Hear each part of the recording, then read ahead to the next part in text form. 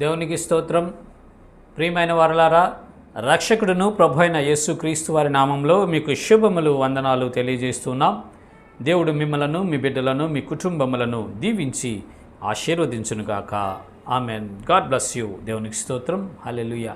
ప్రియమైన దేవుని బిడ్డలారా, ఈ దుర్దినాలు, భయంకరమైన దినాలు, అంత్య దినాలు, రాకడ దినాల్లో మనం ఉన్నాం. మనుషుల్లో సత్యమే లేదండి. నిజం చెప్పేవాళ్ళే లేరు. లోకస్తులైతే ఇక భయంకరం, విశ్వాసుల్లో కూడా నిజం చెప్పలేదు. హృదయంలో ఒక ఆలోచన ఉంటుంది, పై మాటలు వేరుగా ఉంటుంది. యథార్థత మనుషులు కోల్పోయారండి. భయంకరమైనటువంటి పరిస్థితుల్లో మనం ఉన్నాం. ప్రియమైన సహోదరులారా, దేవుని బిడ్డలారా, దయచేసి గమనించండి. పరిశుద్ధ లేఖనాలు ఏమని సెలవిస్తున్నాయి అంటే, ఎఫెసీలకు రాసినటువంటి పత్రిక 4వ అధ్యాయము 25వ వచనం మనం చూస్తే అక్కడ ఈ రీతిగా రాయబడి ఉన్నది. మనము ఒకరికొకరము అవయవములమై ఉన్నాము గనుక మీరు అబద్ధం వాడుట మాని ప్రతి వాడును తన పొరుగు వానితో సత్యమే మాట్లాడవలెను. దేవునికి స్తోత్రం. హల్లెలూయా. ప్రియమైన దేవుని బిడ్డలారా, మనము రక్షించబడినటువంటి మనమందరము ఒకరికి ఒకరము అవయవములమై ఉన్నామంటారు. ఒక్క శరీరంలోకి మనము రక్షించబడ్డాం, యేసుక్రీస్తు వారి శరీరంలోకి.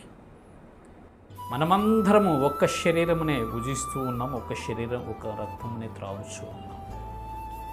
మనమందరము ఒక శరీరంలో భాగాలమే. మనం సహకరించుకోవాలి.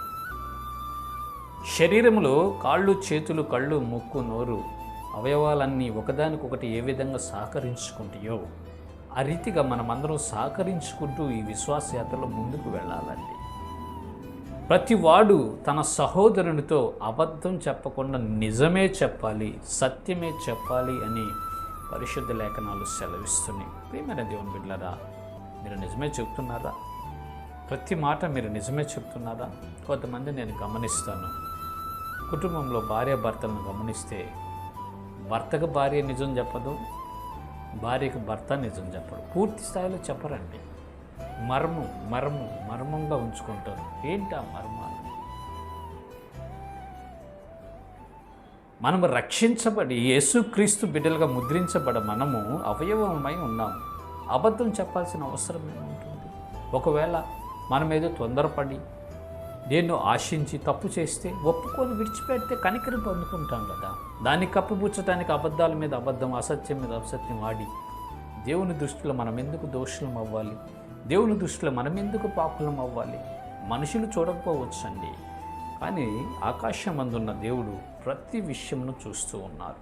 ఆయన అన్నీ ఎరిగి ఉన్నాడు. హృదయంలో ఉన్న తలంపులన్నీ ఆయనకు తెలుసు. ప్రియమైన దేవుని బిడ్డలారా, కాబట్టి ప్రతి ఒక్కరూ మీ సహోదరునితో సత్యం మాట్లాడాలి. అబద్ధం ఆడొద్దండి. అబద్ధం ఆడేది స్వభావము, సైతాను స్వభావం, అపవాది స్వభావం. అబద్ధానికి జనకుడు వాడు. కాబట్టి మీరు అసత్యం పలుకున్నప్పుడల్లా ఆ స్వభావంలోకి మీరు వెళ్ళిపోతారు. ప్రియమైన దేవుని బిడ్డలు, అది భయంకరమైనటువంటి ప్రమాదం. కాబట్టి దయచేసి గమనించండి. ఈ దినము నుంచి మీరు తీర్మానాలు చేసుకోండి. ఒకవేళ మీరు అసత్యం మాట్లాడిన వారైతే, అబద్ధము చెప్పిన వారైతే ఈ దినము నుంచి కరెక్ట్ చేసుకునండి. ప్రతివాడును తన సహోదరునితో సత్యము మాట్లాడండి. ఉన్నట్లు మాట్లాడండి. నష్టమైన ఏమవుతుంది? కష్టమైనా సరే ఉన్నది ఉన్నట్లుగా మాట్లాడటం మనం అలవాటు చేసుకోవాలి.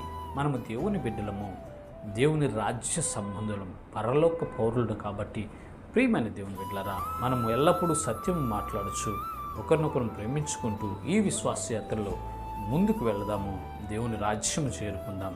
ఇటు కృప దేవుడు మనందరికీ కలుగు చేయనుగాక. ఆమెన్. God bless you.